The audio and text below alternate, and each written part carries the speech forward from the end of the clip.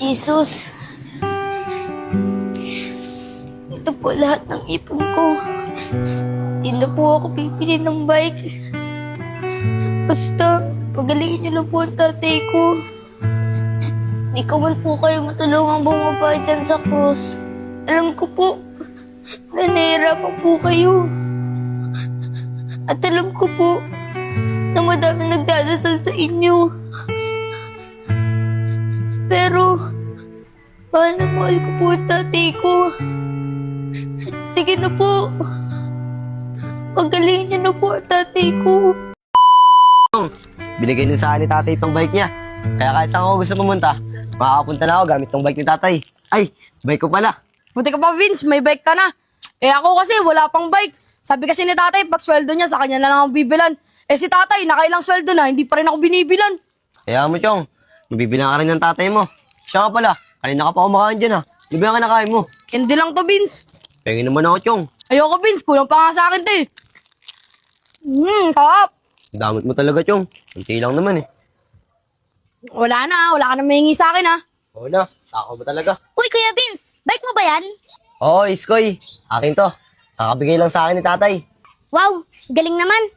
Ako, Kuya Vince, nag-iipon ako para makabili din ako ng sarili kong bike. Ayos yan, Iskoy. Kapag may bike ka na, sama ka lagi sa akin, ha. Mag-bike tayo sa park. Sige po, Kuya Vince. Skoyo, Candy. Ay, salamat Kuya Enchong ha. Wala yun. Ang damo talaga nito na yun, Chong, oh. Nangihingi ako kanina sa'yo, eh. Sabi mo, wala na. Ayun siya ka na, Vince. Dinala ko talaga yun para kay Skoy eh. Dahil mong dahilan, Chong. Sabihin mo lang, ayaw mo ako bigyan. Huwag ka naman magtampo, Vince. Kaya mo, bibigyan kita sa sunod. Sige, Chong, ha. Asahan ko yan. Oo naman, Vince. Iskoy. Iskoy, anak, papasok na ako. Batong yun. Iskoy. Saan kaya yun? Aga naman natalumabas ng batang yun. Nasa labas lang, daanan niya siya. Kuya Vince, mukhang delikado naman tong bike mo oh. Walang preno oh. Oo nga, Iskoy. Kaya hindi mo na kami makalayo. Kasi binibilin pa rin ako ng presyo. Iskoy, dito ka lang pala. Maaga mo naman lumabas ng bahay. Paano? Papasok na ako ha. Huwag ka lalayo dito sa lugar natin. Sige po tay, dito lang naman po ako eh. Sige na anak, papasok na ako. Ay, siya nga pala. Isayang na ako sa bahay ha. O, eto pambili mo ng ulam. Salamat po tay ah. Jong, Vince, huwag niyo yayaan to si Iskoy sa kung saan ha. Opo, Kuya Enad. Dito lang po kami. Sige na anak, papasok na si tatay. Sige po tay, ingat po kayo ah. Salamat anak. Teka tay, matanong ko lang po. Okay lang po ba talaga kayo? Parang hindi na po kasi nawawala yung pag-ubo niyo eh.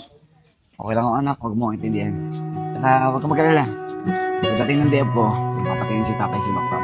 Sige na anak, papasok na ako. Sige po tay, ingat po kayo. Sige anak.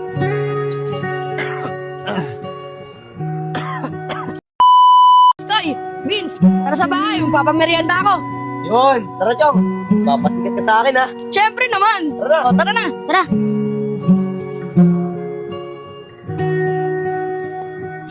Skoy, malapit na yung bahay niyo.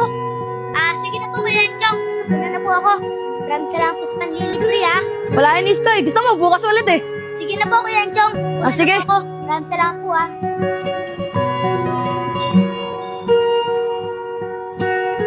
Ayos, madadagdagan na naman yung ipon ko.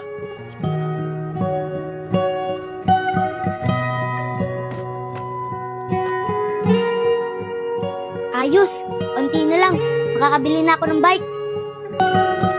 Papa Jesus, maraming salamat po. Excited na po ako makabili ng bike.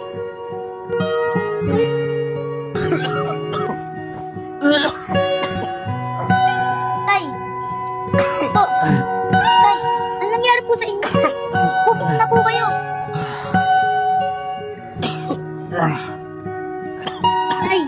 Kamusta po yung check-up niyo? Iskoy anak. Hindi magandang malita eh. Sabi sa akin ng doktor, kaya daw hindi mawala yung pag-ubo ko. Bilang cancer daw ako, anak. Stage 4. Tay! Cancer! Na? Wala lang sakit kasi yun eh. At bihira na yung nakakaligtas sa sakit na yun. At sabi sa akin ng doktor kanina, himala na lang daw yung makakapagpagaling sa akin. Stage 4 cancer na daw kasi yung nararamdaman ko ngayon. Sige na anak, akit muna ako sa taas. Magpapahinga muna si tatay ha.